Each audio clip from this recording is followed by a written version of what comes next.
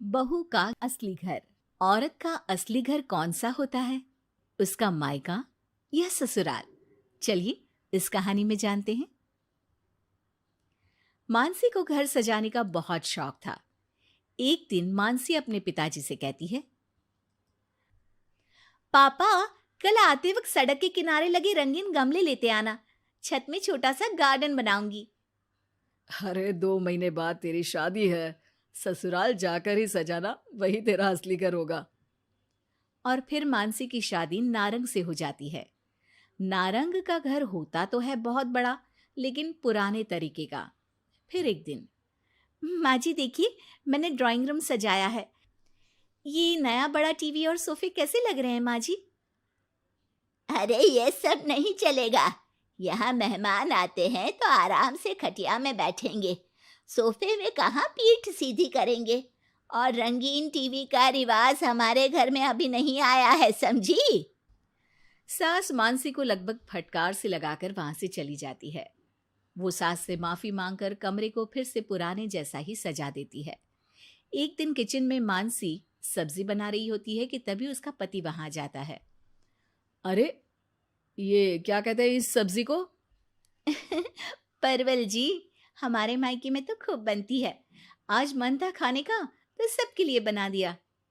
अरे खाने का मन हो तो अपने घर पर जाकर खाओ ना।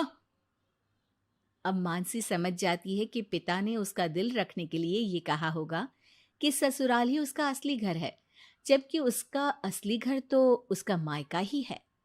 मानसी अपना सामान पैक करके मायके जाती है।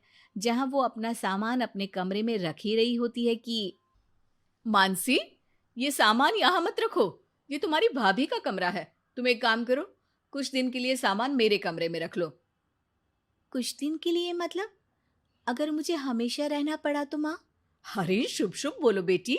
हमेशा क्यों मायके में रहेगी? बेटी का असली घर तो उसका ससुराल ही होता है। मानसी को माँ की बात समझ में नहीं आती कि आखिर कौन सा घर उसका है। वो इसी उधेड़बुन में अपने कमरे में जाती है जो शादी से पहले उसका हुआ करता था। अलमारी खोलती है कि तभी पीछे से उसकी भाभी उसे टोक देती है। अरे दीदी, ये क्या? कुछ चाहिए था क्या? मुझे बोल देती। नहीं नहीं, मैं तो बस वैसे ही अपनी अलमारी में देख रही थी, लेकिन यहाँ तो मेरा कोई भी सामान नहीं है। दीदी, अब ये अलमारी मेरी है। आपकी शादी के बाद कमरा और अलमारी दोनों ही मेरे हैं। अगर आपको यहाँ आना है मेरे कमरे में या अलमारी से कुछ चाहिए तो आप मेरी इजाज़त ले लीजिएगा। मानसी को भाभी की बात बहुत बुरी लगती है। वो सीधे माँ के पास जाती है। माँ, वो तो मेरा कमरा था। हाँ बेटा था, लेकिन अब तो तेरी अलमारी तेरे ससुराल में है ना। हाँ, लेकिन वहां तो मैं अपने अनुसार कुछ भी नहीं कर सकती। हर बात पर सास से पूछना पड़ता है। उनके कहे अनुसार ही घर पर रहना पड़ता है। और अब यहाँ भी तुमसे और माँ से पूछना पड़ता है। तो फिर मेरा घर कौन सा है माँ? तभी वहां मानसी की भाभी आ जाती है और वो बहुत ही समझदार महिला होती है। अरे ये तो बहुत सरल है मानसी। तुम ससुराल जाओ और कुछ महीनों तक मेरे कहे अनुसार चलो। इस सवाल का जवाब तुम्हें खुद ही मिल जाएगा। भाभी उसके कान में कुछ बातें कहती हैं, जिसे सुनकर मानसी अपने ससुराल चली जाती है। अरे आज सुबह सुबह काम वाली के लिए दरवाजा किसने खोला? घर पूरा साफ, किचन भी पूरा साफ। माँ जी, आप रोज सुबह 5 बजे उठती हैं, ये मुझे ठीक नहीं लगता। इसलिए आज काम वाली बाई के लिए मैंने दरवाजा खोल दिया। थोड़ी देर के बाद मानसी ससुर के पास नाश्ता और दवाई लेकर आती है। अरे मानसी बेटा तुम। हाँ पापा, आप समय पर नाश्ता करके दवाई ले ले। मानसी पति के लिए टिफिन पैक करती है और पति को देती है। अरे मानसी, आज तो मेरी अलमारी बहुत साफ है और आज खाना भी मेरी पसंद का। क्या बात है। धीरे धीरे मानसी ससुराल वालों में सबका ख्याल रखती है, सबका ध्यान रखती है। एक दिन, ये क्या है मानसी? अब माफ करिएगा मम्मी जी, आपके मना करने पर भी मैं एलईडी टीवी ले आई। काम करने के बाद जब मैं फ्री होती हूँ ना, तो टीवी देखने का बहुत मन करता है। ब्लैक एंड व्हाइट टीवी में मुझे समझ में नहीं आता, इसलिए अपने कमरे के लिए कलर टीवी मंगवाया था। अरे बेटा, तेरा घर है, अपने कमरे में क्यों? ड्राइंग रूम में ही टीवी लगवा दे, हम भी देखेंगे।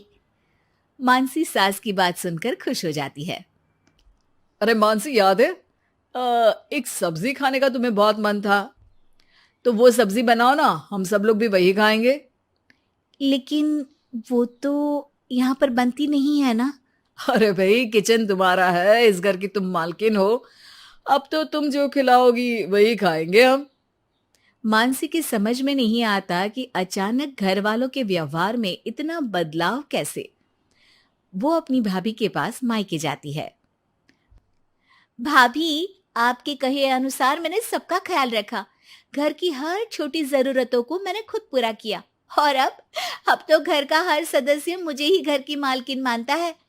लेकिन ये क्या फॉर्मूला थी भाभी, समझी नहीं मैं। देखो मानसी, घर किसी एक का नहीं बल्कि पूरे परिवार का होता है। चार दीवारी ईंट कंकड़ से बनने वाला घर अपना तभी होता है जब हर व्यक्ति अपनी जिम्मेदारी समझ उन चार दीवारी को घर बनाए। और ये तभी मुमकिन होगा जब आप खुद उस घर को अपना मान कर रहें जहां आप रहते हैं।